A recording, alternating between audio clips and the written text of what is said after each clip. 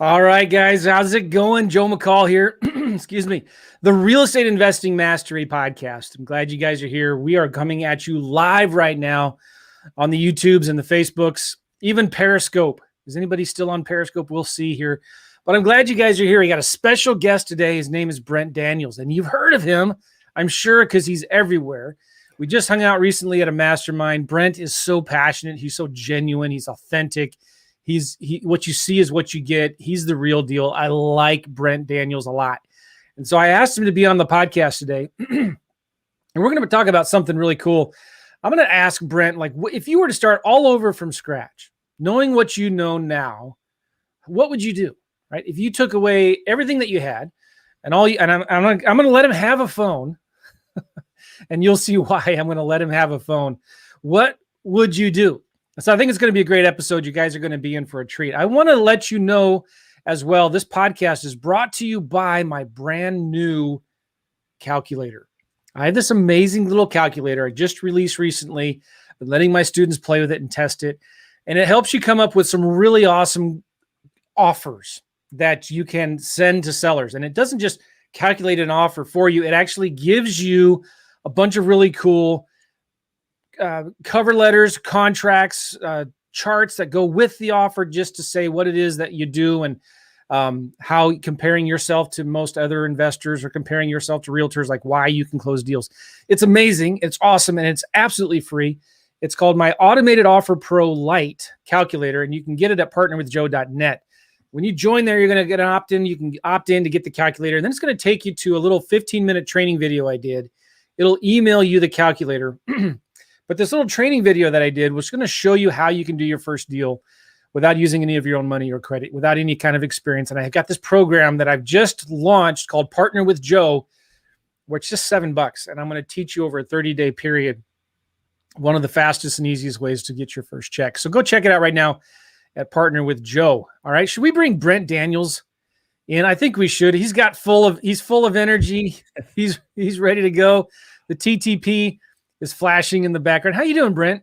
I am. This is exciting, Joe. I mean, listen, rewind the clock 3.5 years ago. We did this together 3.5 years ago. Believe it or not, we were talking about picking up the phone and making cold calls to distressed property owners. And you're like, Brent, that sounds like being a real estate agent. I know. I was like, every industry in the world does this except for real estate investing. Yeah. And then all of a sudden it became commonplace, which I'm really excited to be kind of on that wave that brought that to the incredible people. But I feel very fortunate to be on here, Joe. You're the absolute best. If everybody watching this or listening to this, you got to get Partner with Joe.net, because the toughest part, Joe, as well as I do, the toughest part when you're starting out is this a deal or not a deal?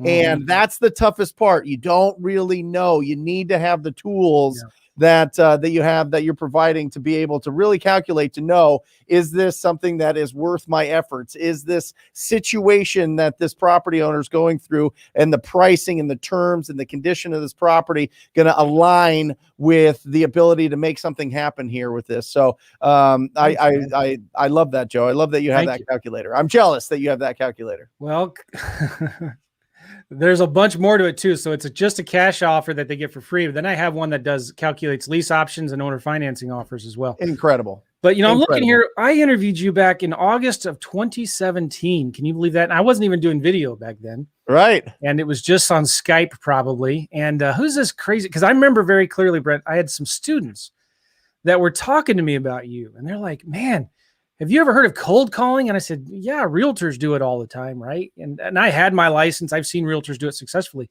Yeah. And they were saying, no, but there's this guy, Brent, who's taken it to another level, and he's doing it as an investor, as a wholesaler. And guys, you think cold calling's been around forever. It hasn't. Like realtors have maybe been doing it for 20, 30 years, but investors, we're talking to the guy right here who put it on the map. And he came out with this TTP thing. I thought, oh man, I remember thinking, I wish I would have thought of that. That was such a cool. You did say that, yeah. Acronym. I've always called it the flap your lips method, right? Same just thing. Talking to people, and so we interviewed Brent, and I remember I was talking to my coaching business partner Gavin, I said to Gavin, we need to start doing this. And sure enough, 4 years ago, we started cold calling, and we've not looked back since. We're still doing cold calling today. It's our favorite source of deals. And we have virtual assistants. Now, there's an argument whether you should do it in-house or, with VAs from the Philippines. But we've got right now about 5 to 6 Filipino VAs with great English. We're paying them about $5 an hour before bonuses, and doing 5 to 7 deals a month. Just the VAs make the initial cold calls, and we take it from there. It's a great strategy. And man, thanks to you, Brent.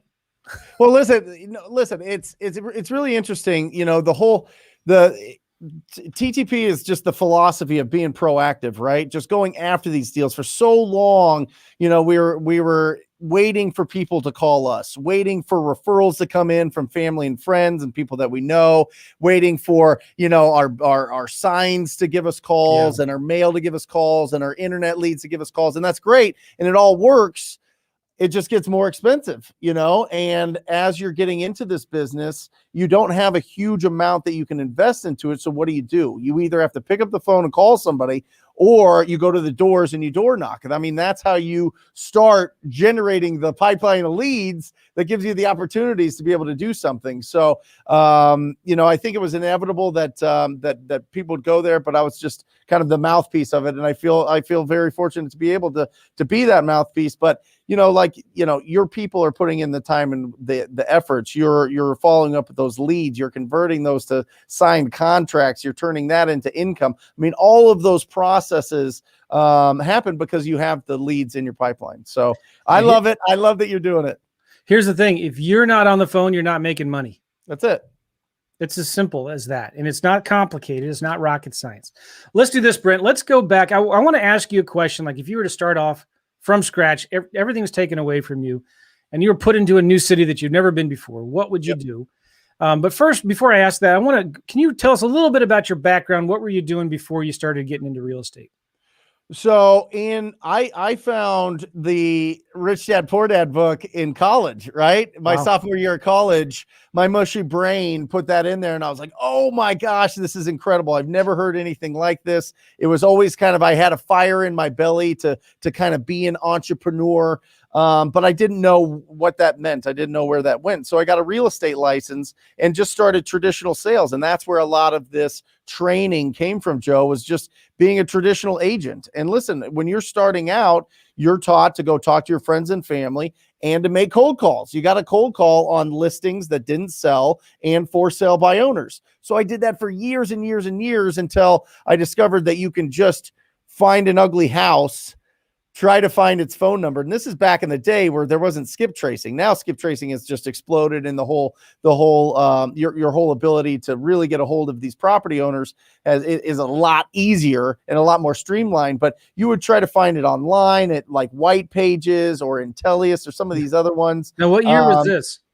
This is like 2011, 2012. Okay. Yeah. And then so I just started making the calls to those property owners and seeing if they would consider an offer in their property. It was literally just going out into the streets, finding ugly houses, writing down the addresses, going onto my tax assessor site, getting the owner's info, getting the phone number, calling them up all nervous, and being like, hey, I didn't know what to say, and when you're an agent, they have scripts for you. So I had to develop a script. I had to develop a tone. And so are you saying that Brent Daniels was nervous? Oh, really? Yeah. Really? I mean, it was new. You know what I mean? And I don't believe it.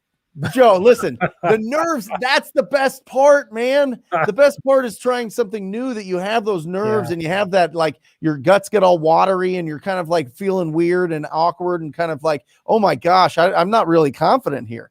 And then you get into it and you realize these are just human beings. You realize that you can ask a certain question and it's answered a certain way, and you can just keep doing that. And then I discovered that when you ask somebody if they would consider an offer on their property, there's only 6 responses that they give you. So I learned how to respond to those 6 responses. And that's kind of what the TTP program was built on. All right. So this was 2011, 2012. Yep. Were you in Phoenix at the time? Yep. So you're still in Phoenix today. It's not as competitive then as it is now, maybe, but like back then, I remember I got into real estate in 2006. Phoenix was an extremely hot market. It seemed like all the gurus were from Phoenix. All the boot camps were from there. You couldn't walk down the street without tripping over a bandit sign in Phoenix, right? Yeah. But even still in 2011, 2012, at that time, were you thinking, man, this is really competitive. This is hard to find deals? Or were those kinds of fears and doubts coming into your head even back then? It was fish in a barrel at that point because nobody was calling, right? Wow. So it was like a new, unique approach. And it was a lot easier than calling, because when you're an agent and you call on the expired and canceled listings that happened the night before, you're like number 70 or 80 of that day. I mean, people are calling in our market at 5:30 in the morning to try to get a hold of these property owners to get an appointment to list it. So when I was calling these distressed properties, or just these houses that were just needed some love, they needed renovation, nobody was calling them. They weren't on the market. Nothing was happening. So it was incredible. But remember, Joe, I was just starting hand dialing. I had a dialer for my retail business, but I didn't start doing that because I would burn through the list too fast. It was only like 30 or 40 properties that I was going after. So we were hand dialing, we're getting opportunities. It was going great. And I was like, this is game changing. You got to be able to, if only there was skip tracing companies that could provide this, the phone numbers, that would be great. And at the time there was only a couple, then you had to have kind of a corporate license to be able to get them. Fortunately, my real estate brokerage had that.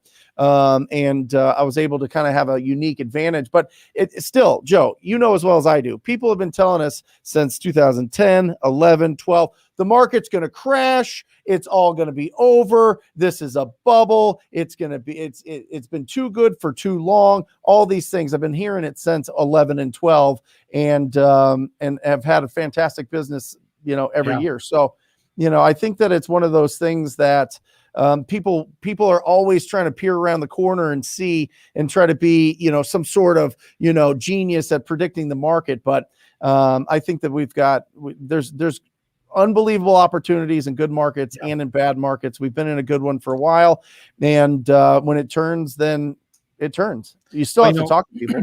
It's easier than ever now today too, to do this virtually and to do it in multiple markets.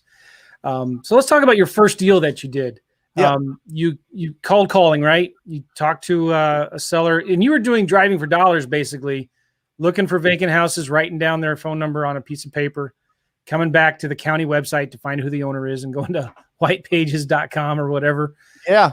So talk about your first deal, if you remember. Yeah, I do. At the time, so this is just, we'll time travel a little bit. At the time, so as a young man, I thought I was a genius at real estate. I'm going to open up a real estate brokerage. Oh. So I opened up a real estate brokerage in January of 2008 and signed an office lease for 10 years for 9,000 square feet, right? With a personal guarantee. Okay. That's how silly I was. And by September, the economic world melted, the real estate world melted, everything went away, and they slapped me with the remainder. They slapped me a year and a half later, they slapped me with the remainder of the lease amount, which was $742,000. So I have this hanging over my head. I'm trying to fight and scratch and claw to find opportunities and stay in real estate. And so I went door knocking. I was always door knocking. I'd see I'd see a rundown house, and I'd just go up to the door, and then I'd go and talk to the neighbors and see if I could get a hold of somebody. But I went to this one door at the end of the street, and the gal was there, and she was very nice, which was, sometimes they're not when you go straight to the door and interrupt their day. They have a right to be. She said, no, I love my house. I never want to move or raise my kids here, but I'm the caretaker for the house down the street. Let me go inside. Let me call her. I think she wants to sell. Let me see if she'd be fine with me giving you her number. She came back with the slip with her number on it. And that was it, Joe. I was like, this is the key. This is the key. If I get the phone numbers for these ugly houses, I am going to make something happen. And that's how I made my first deal. I didn't know what wholesaling was. I sold it to my cash buyer investor who assigned it for $40,000 more.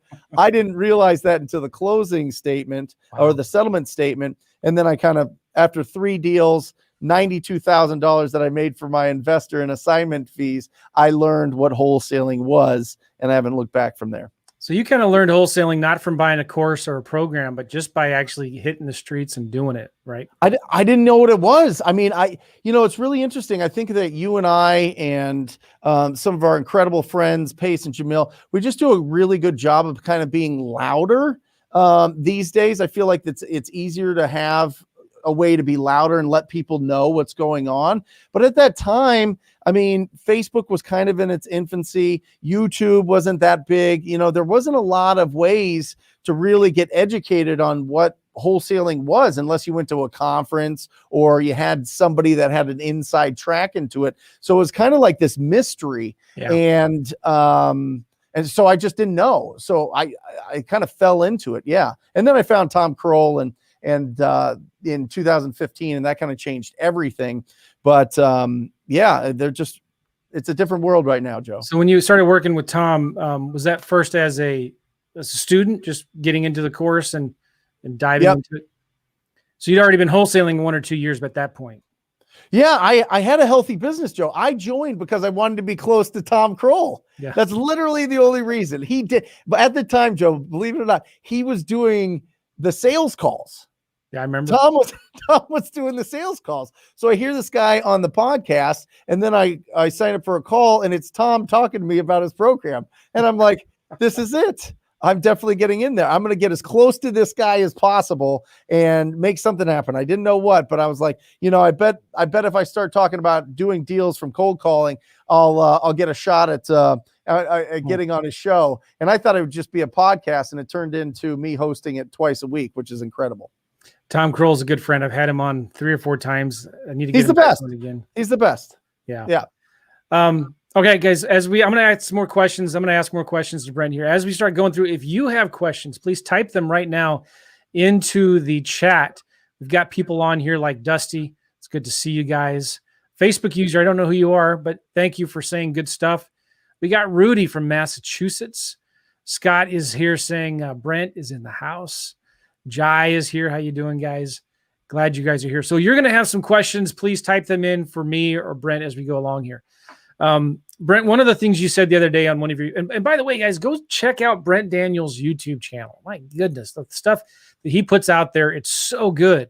You hear real live cold calls. You hear Brent actually analyzing deals and looking at comps and helping people create offers. There's so much good content on Brent's YouTube channel. Really highly recommend you go check it out. And also check out the Wholesaling Inc. podcast as well. On one of your videos the other day, Brent, you said something so cool. You said, and I'm going to probably get this wrong, dumb wholesalers make the most money. Is that right? Is that what I heard? You quoted it perfectly. I couldn't say it better myself. Yeah.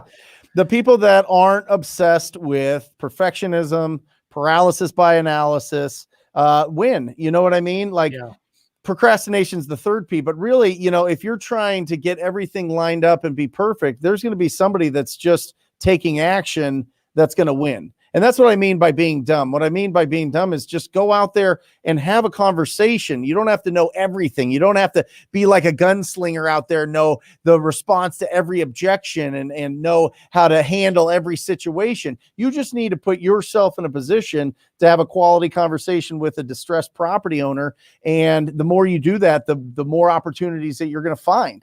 So I love that you brought that up, because I think a lot of people just take it like really, really, really analytically, when all you have to do is find an ugly house, get the phone number, and talk to them. And you do that enough times, those 3 steps, you win. It's impossible not to win, Joe. Yeah, and follow up. Yeah, follow up is so huge. Everybody, so huge. Most people that if you've been doing any marketing for any period of time, you've got a bunch of old leads that you're sitting on. And you're wondering why you're broke. You're wondering why you're struggling and not doing deals. Oh my gosh. If you just pick up the phone and just call your old leads, you're sitting on a huge gold mine there. And if you don't have any old leads, find somebody else who does and call their old leads for them. And you're not talking about dumb as in like not intelligent, but just dumb where you're like, yeah, I don't know any better. I don't understand steps 7 and 8, but Brent said to do this. So I'm going to pick up the phone. I'm just going to start talking to people and asking them about their house, right? It's as simple as that. It's not that complicated. We convince ourselves through creative avoidance, through, uncertainty that, we can't just pick up the phone and call people. And it's absolutely wrong. That's what I mean. I don't mean to be unintelligent. I don't mean be a knuckle dragger out there and you're just, mouth breathing the whole time. No, I'm talking about just taking the action, just understanding if there's an ugly house, you can get the phone number and you can call them today. You could do that today and see if they would consider an offer on their property. And then from there, it just opens up the dialogue, whether you want to do something creative like Joe, is the master of teaching, or if you just want to do something that's, simple wham, bam, wholesale that opportunity, then, it's there. But a lot of people just are ready to get going when they're prepared to make sure that they understand that their list is perfect and they know what to say and the sun's shining and their kids are in the other room and, they listen to Tony Robbins and now they're excited and they're pumped up and their mindset's going and they do their affirmations and doing all that. While all that's going on, there's somebody like me and the other people that are in there that just have already made the call. You know what I mean? So I think I want to instill confidence in everybody that's listening and watching any of the material or content that I put out that you can do this. Yeah. Just don't overthink it, because overthinking it is going to stop you in your tracks and you're going to go down a rabbit hole that is not productive and not income producing. So just take that simple step of picking up the phone and calling people. And it's not being afraid of making a mistake, because you're going to make mistakes. Just get over it. You're going to sound silly. That's fine. Just get over it. Tom Curl always talks about massive imperfect action, right? Progress, not perfection. Yep. Progress, not perfection. I was that guy. I was a professional student for 3 years, right? Just study after study. I thought there was one more trick or one more secret that I had to learn. But I was always ready, aim, ready, aim. I never got to fire. And so finally for 3 years, I was like, screw it. I'm just going to do what the guy says to do. And it was Chris Chico. And I think, Chris. Yeah. I bought one more course and I'm going to do what this guy says to do. And I'm not going to change anything. I was totally out of my comfort zone, but guess what? Started doing deals. And I started like even tripping over myself, making mistakes. This is why it's so important to market for motivated sellers. Because when you find a motivated seller, man, it's so much easier, right? I wanted to say this too. Like I've always taught that you should talk to 5 sellers a day. Yep. If you could just talk to 5 people a day, it's like almost impossible not to make money, right? And let's say you don't have any 5 sellers that you can talk to. You can always jump on Zillow, look for a rental property on Zillow, call the landlord.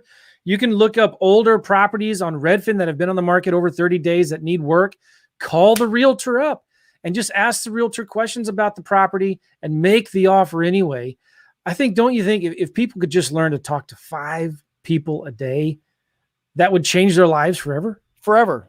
Absolutely forever. And by the way, that's a skill that never goes away. Like I have a lot of people, Joe, and I'm sure that you have this too, that are like, well, I'm shy. I'm an introvert. I have a real big fear of picking up the phone.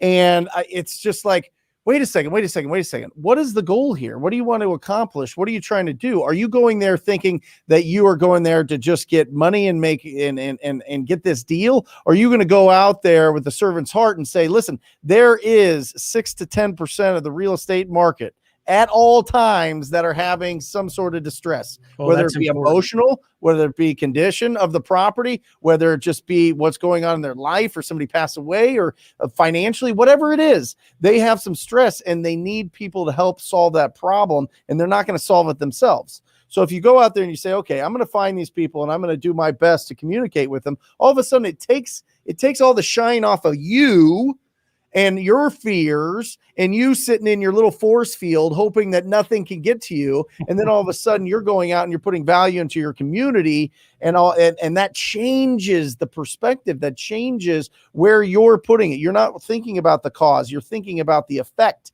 The effect is you're helping somebody out of a really difficult situation, not the cause of I'm scared to get on the phones. No. We go out there and we find these people and we go with the servant's heart and we really see if we can help them out. Man, you're firing me up. I want to get on the phone and call some sellers right now. Let's do it. Right? Finish this podcast though. Yeah. All right. One of the things that I wanted to talk to you about, Brent, was if you were like everything was taken away from you, they came and kidnapped you, took you to Fargo, South Dakota, or North Dakota, whatever it is. Yep. And they said, hey, you can't go home, see your family until you do a deal. And your back was against the wall. You needed to make $5,000, let's say. Yep. What would you do? What are some of the first things that you would do? Well, you mentioned it, Joe. I mean, I think that you said it brilliantly before, and I think it's really, really, really kind of an underserved opportunity in our business, which is I would reach out. If I was in Fargo, North Dakota, I would go to the top real estate investors, the top wholesalers. I would Google it, and I would call them up or show up at their office and say, hey, listen, I want to call all your dead leads. Anything that you don't think that there's an opportunity to, I want to call them. I want to just revive them. We can split the deal, but it has no, I mean, there's no cost to you. You could print them out and you could give me an Excel. You could put me in front of a computer. I'm going to hand dial them and I'm going to call every single lead. And there's going to be a deal in there. There's going to be, that's what I would do first, honestly, Joe, because it's already filtered. Right. At some point, these people went down some filter that made them a lead with a real estate investing company. So I would go hard at those. The second thing I would do is I would go around to the ugliest properties within a mile, 2 mile of wherever I'm staying. And I would find those ugly houses. I would write down the addresses. I would put them into batchskiptracing.com. I would get their phone number and I'd call them and see if they would consider an offer. If I couldn't get them at the door, just door knocking. That's simple. So, okay, you'd find some other investor that has old leads. Yes. You would do some driving for dollars. Yep. Anything else? Or is that it? I mean, the only other thing that you could do is that I would do, I think you would definitely get a deal that way. No doubt about it. But I think the third one that you can do that is really cost effective is I would call any of the real estate agents. I would go onto Zillow or I'd go onto realtor.com or Redfin. I'd find all those real estate agents that sold properties under a certain price point. So for example, I would look at 50% of the median sale price. So if the median sale price in Fargo is 200,000, I'd look for every house that sold under 100,000. And I'd look for the ugliest ones and I'd call up that agent and say, hey, listen, I am looking for a house just like this one you just sold. This terrible one with the roof caving in, all that stuff. What do you have? What do you have? What can you sell me right now that's similar to that I could do, that I could purchase that needs a lot of love, right? And I would just keep doing that. And I'd go down the line of all the real estate agents. If do you know anybody who might want a property if I find one like that, right? Exactly. Oh, for sure. Yeah. I mean, you're playing both sides of it, but I mean, listen, let's be honest. If you find a smoking deal, it's not hard to sell it. You know what I mean? It's like, but I love that. Go ahead. I love that. I've seen you do this on YouTube before in Zillow. You go look in a city, look up properties that have sold in the last year under a certain price point, and you can go and click through those listings. Not all of them, but a lot of them will have not only the listing agent, but the buyer's agent as well. You can Google them. You'll find a phone number and call them. I love that. And you just say, hey, listen, I'm looking for a deal like this one you just sold here. And I love working with those kinds of realtors too, right? Because those are realtors that aren't afraid to list the properties in those neighborhoods. They know who the players are, and they know, if you did get one like that, they could maybe help you even sell it. Yep. And make it, and you could pay them a commission, right? Absolutely. Absolutely. Awesome. And it's just opening up that conversation. And a lot of them will tell you no, and this and that. Don't get discouraged. Just keep going down. The more conversations you have and stacking those, the more opportunities that you're going to get. It's just a fact. I mean, the bigger your network is of people that know what you're doing and know that you are a buyer in your area, the more people are going to bring you those opportunities because they want to get it done. There's Jared. Nice shirt, Jared. We're getting a lot of comments and questions here. These are really good. Dusty just subscribed to your YouTube channel. Looks good. Awesome. We got some good questions. I'm going to get to these questions about your lists that you call. And somebody has a question here about COVID. And so we're going to get to these questions. Keep on typing them in. Awesome.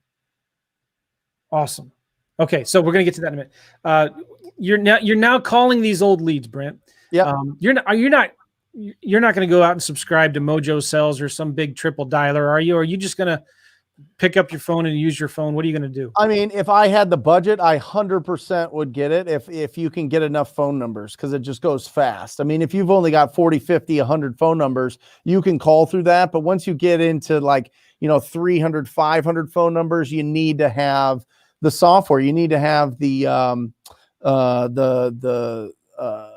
what is it? The products, I guess, to be able to do that. The system to be able to make a lot of calls, because the difference between hand dialing is like walking down the street versus a dialer is like taking a Tesla as fast as you can, pedal to the metal down the street. I mean, it's not even close, right? Yeah. You're just way more efficient with a dialer.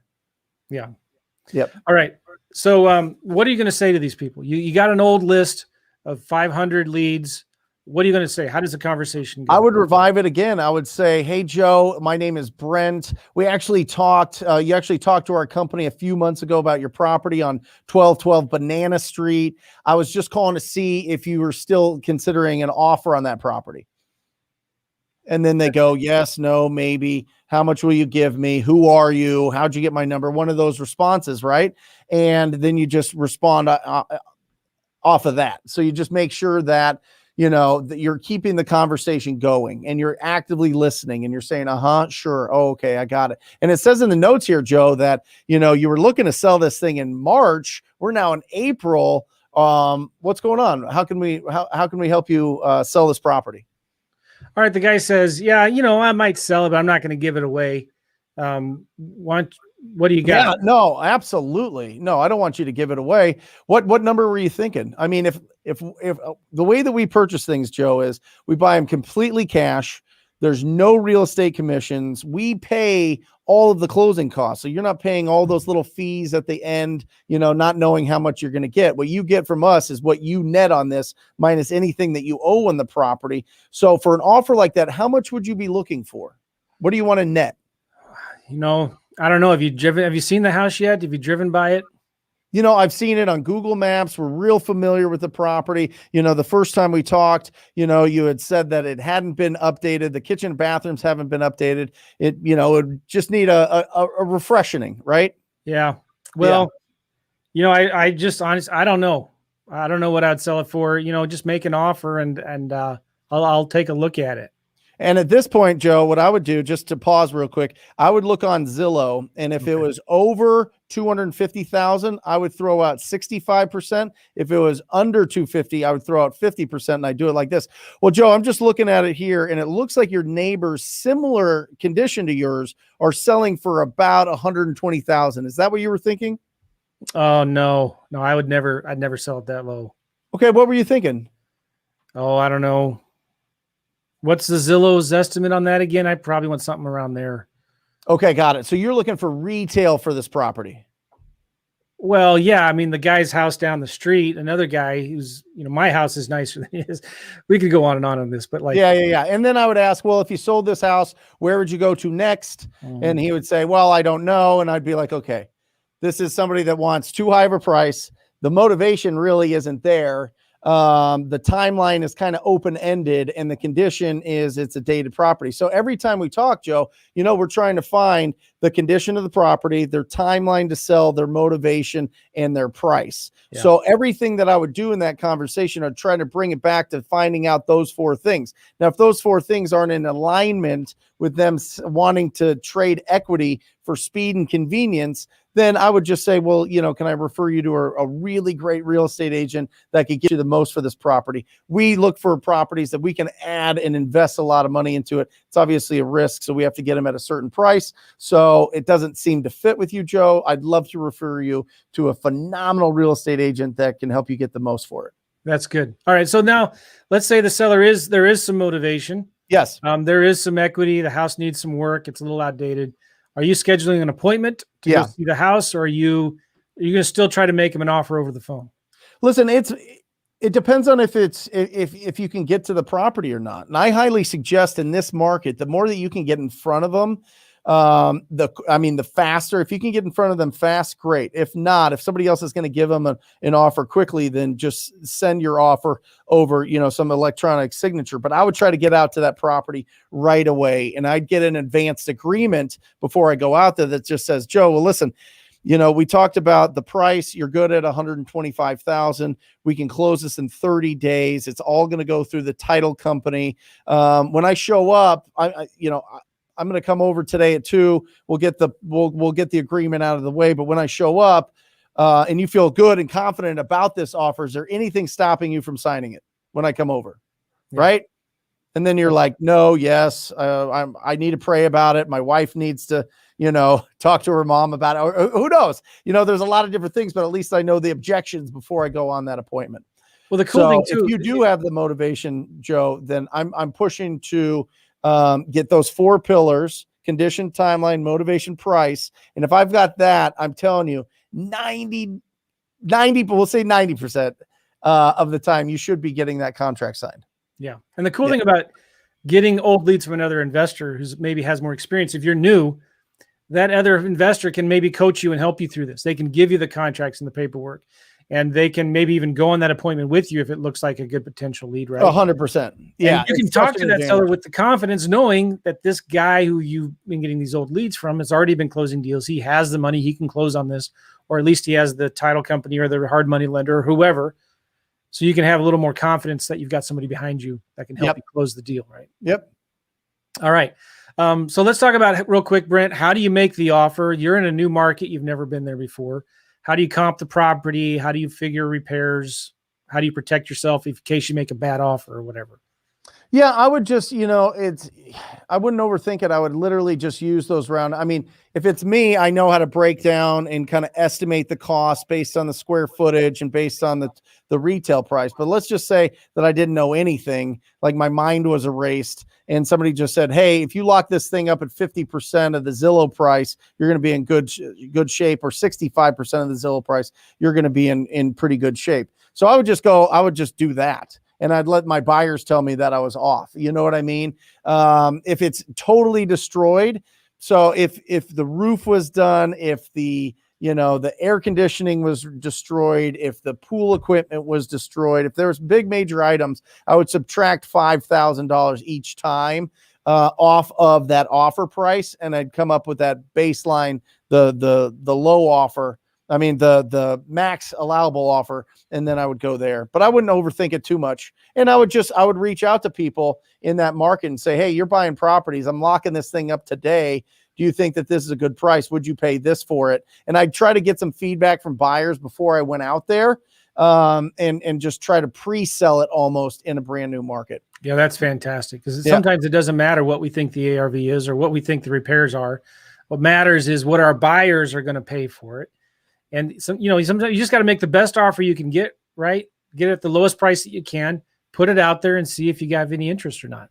100%. And I love it. Jamil Damji says something great. He says, people are always talking about potential equity in this property, but the fact is the buyer determines the value.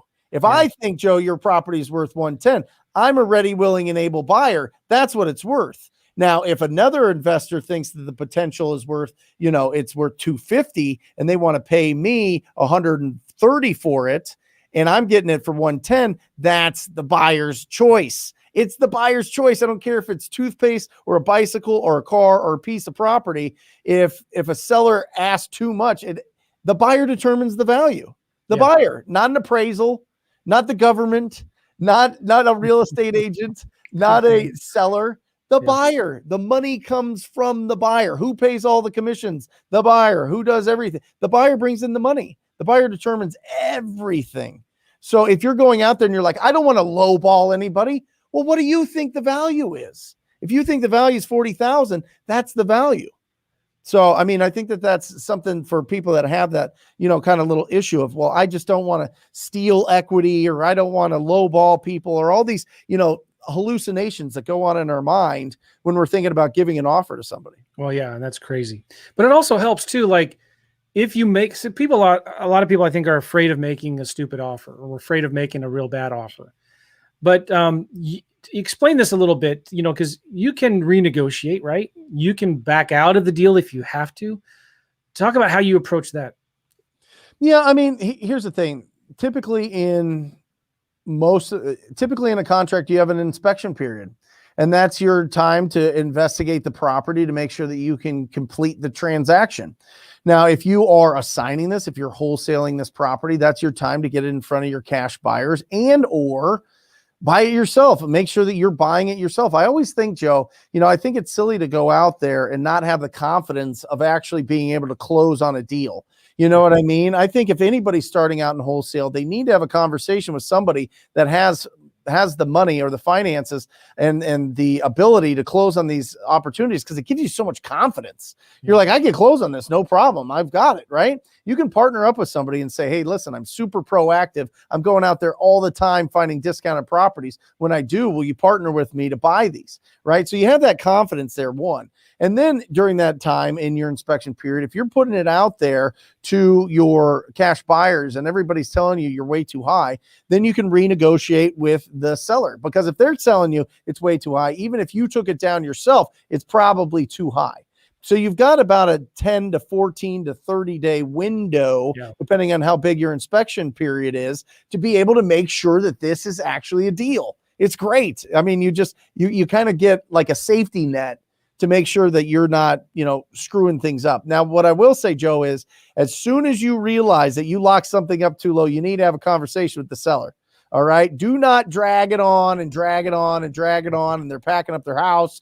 They're buying another property. They've already got, they're clearing it out. They've got a dumpster outside. Like, slow that down. Explain to every property owner, listen, don't make any decisions until this inspection period is over, to make sure once I call you up and tell you we're good to go, then we'll be absolutely good to go. And then you can start making those, start taking those actions. That's super important, because some people make that mistake and it's bad. It puts a black eye to our industry.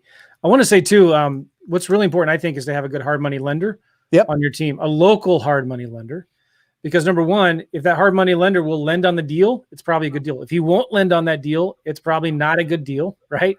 Yep. And the other real cool thing about you working with hard money lenders is they know who the buyers are.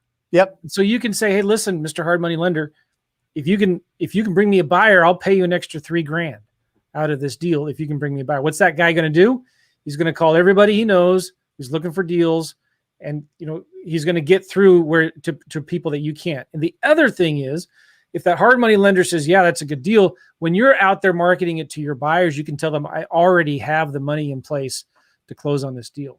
So I think having a hard money lender in your team is somebody that, and they need to be local. They need to be somebody, I think, that understands that local market.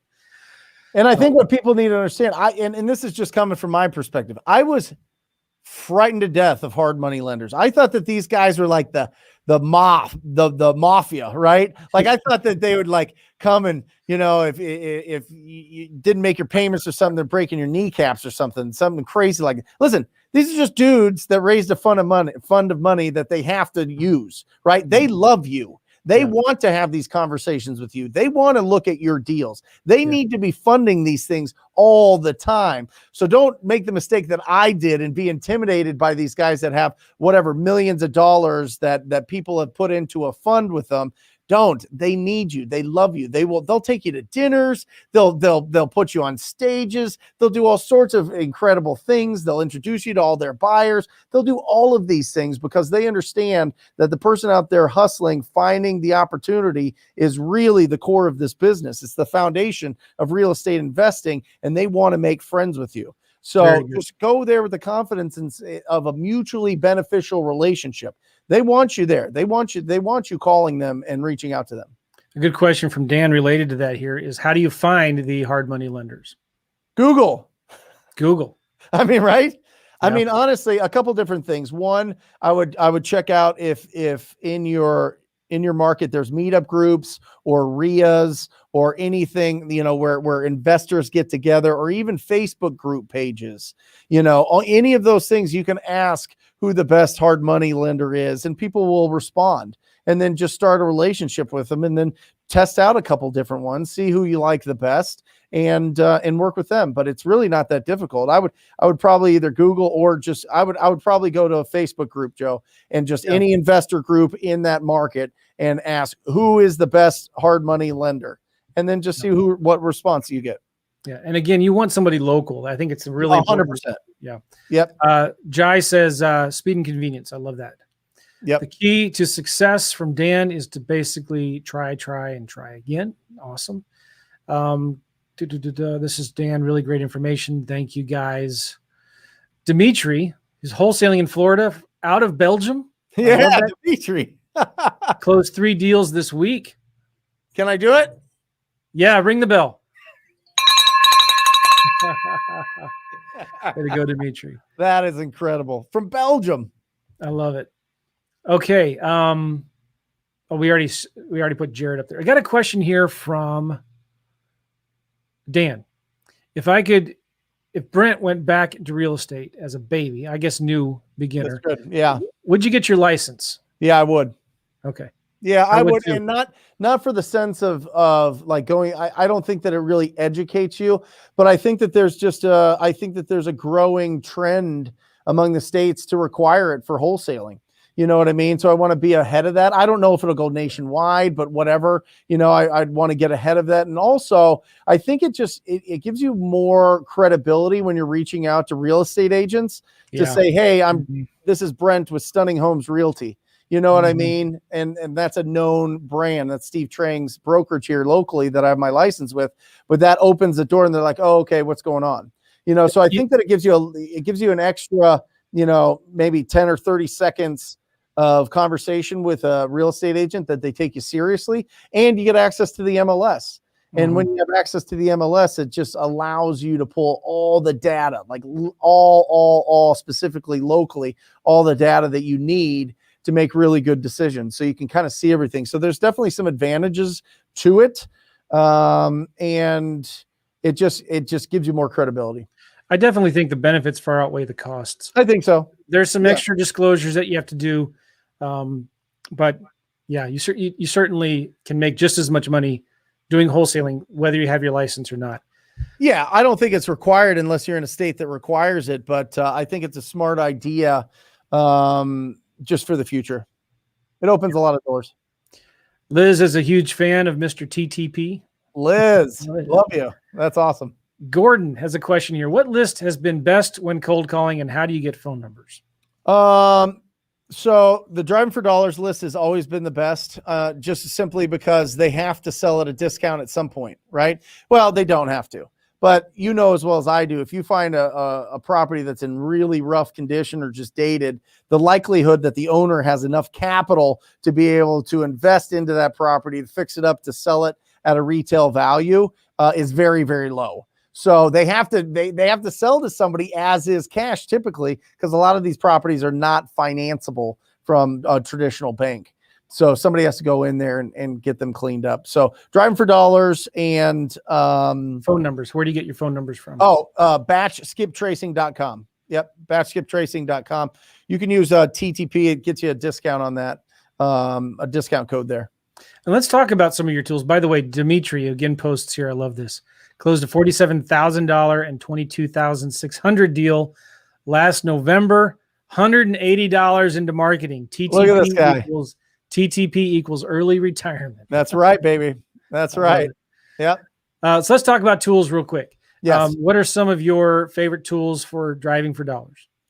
I really like Deal Machine. We push that a lot. We use it every single day. I've got my disposition manager's dad is semi-retired. I think having retired people or semi-retired people going out and paying them kind of an hourly amount to drive for dollars is really, really, really smart. Also, you can virtually drive for dollars with them, which is cool. They do an attachment to Chrome. And again, you get a discount with the TTP code. So if they go to dealmachine.com, dealmachine.com, get a discount there. Yep. What about pulling lists? Pulling lists, I really like PropStream. We've got that through ttpdata.com. ttpdata.com, and it's powered by PropStream. I mean, they've been around for 16 years. They do a really good job of getting all of the data and updating it. And I think it's a really just incredible tool for anybody that's taking it seriously, because you can find out what they owe in the property, the estimated equity, the estimated value, pull all the comps. It gives you MLS access in a lot of areas that are in the disclosure states or non-disclosure states. So yeah.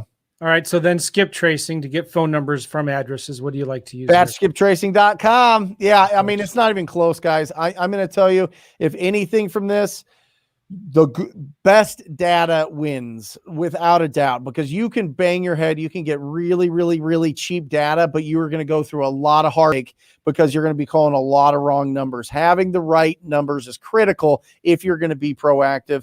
Batch skip tracing doesn't just white label the same thing as everybody else is doing in the industry. They pull it from every single source that they can, 4 or 5 different sources. It's incredible. It's not even close. The quality's, head and shoulders above everybody else. And then your dialer. What do you use for your dialer? Batch dialer. Batch actually has so batch skip tracing came out with a dialer specifically for real estate investors, which is pretty awesome. And I've worked with them on that over the last 8 months to make sure that was super user friendly and just easy for people to get in. The learning curve was small. So the batch dialer for sure. And Batch does text broadcasting too, doesn't it? Yes. Yeah. Batch Leads does the text broadcast. Yep. What's your opinion on where we're heading in the next 6 to 12 months with specifically SMS broadcasting, texting mass? Yeah. I think we're headed with that. Yeah. I think that more and more of the carriers are catching on, and more of the carriers are blocking if you're using the same keywords, if you're using the same scripts, if it's all coming out at the same time. So I think that the carriers, it's going to be interesting to see what the carriers do. I think they've got some update in June that's coming out. That's kind of, I think, having the people that have built their business on text blasting a little bit nervous, because I think that they're gonna block a lot of those. Do you think the same thing's going to happen to cold calling, or what do you feel like that's? I mean, it's just, it's a little bit different because it's a different delivery, right? It's just a call. So unless, Apple's done something interesting that kind of blocks calls that you don't have in your phone, or it blocks stuff that is showing up as spam likely and you don't even see it. So it's really important to make sure that you've got a nice clean caller ID number, making sure that you're updating that all the time. And, I think, if that comes to that point, then we're going to have to rely a lot on going after the real estate agents, other investors, and building our network more and evolving into, prospecting other people besides just the property owners. But I think that that's a long way down the line, Joe. Yeah. Well, there's also direct mail. Direct mail still works. Yeah. Yeah. Okay. How can people get a hold of you? Yeah, I think the best place to start, if you're feeling the energy, is at the YouTube channel. I really do. We've got we work really hard to put out as much instruction, not as much entertainment, but more instruction. I mean, you've kind of blazed the way there, Joe, on really giving people stuff that they can, sink their teeth into. So we're following your lead on that. And so the YouTube channel is phenomenal. And then we've got a ton of resources at ttpinsider.com. And that's got a bunch of downloads that people can get to. ttpinsider.com. And what can they get at ttpinsider.com? You can get the TTP cold calling script. You can get a download on how to build up your cash buyer database. You can get a download on how to present your offers. You can get downloads on which lists to pull, how to pull all those lists. It's pretty incredible. All right. And then YouTube channel is amazing, Brent. If your producer, people who put together all your content ever quit, let me know. I'd love to hire them. Yeah. But you just people search for Brent Daniels on YouTube. Yep. Yeah. Just Brent Daniels Real Estate on YouTube, and it'll come up. And would love for you to subscribe and check it out. We go live every Wednesday morning. And for a true question and answer show, Joe, we've got it to the point now where we've got the technology figured out with Matt right here that people can call in and we can answer questions live on the show. It's kind of like a Dave Ramsey-ish type of feel, but it's pretty cool.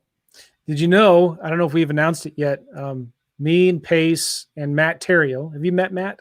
No. Super cool guy. Does a lot of stuff on creative finance. We're creating a new podcast called the Creative Financing Lab. It's going to be the three of us, similar to what you guys are doing with Wholesaling Hotline. Yep. You guys do that on Friday? Mondays at 5. Yeah, that's awesome. I love that show. You guys have been doing that for almost a year now, right? Yeah, over a year, 60 episodes. Oh, that's awesome. Yeah. So just stay tuned for that, y'all. Me and Pace and Incredible. Matt Terrio are going You're to gonna do blow people's minds, Joe. Oh, it's going to be awesome.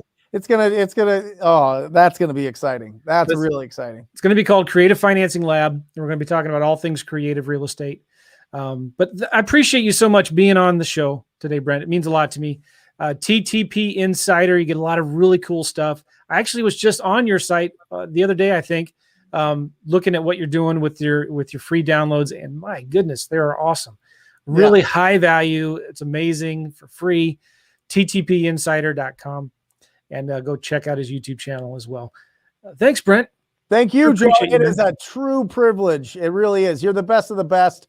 Everybody loves you. You've got an incredible reputation, incredible podcast, incredible YouTube, incredible coaching. So I am humbled to be on here for sure, Joe, for real. And I'm really excited for your guys' triple threat podcast. It's going to be bananas. My big goal is to have more listeners than the wholesaling hotline. Oh, you're going to do it. I'm sure. Yeah. Yeah. I'm getting questions and comments here. What's the link of the show? We don't know. We don't have the link of the show yet, but it's going to be Wednesday mornings, I think, around 8 a.m. Pacific, called Creative Financing Lab. So you'll see it on Pace's channel, my channel, Matt Terrio's channel. It's going to be really good. All right, guys. Thank you so much, Brent. We'll see you all later. Take care, everybody. Love you guys. See ya. Bye-bye.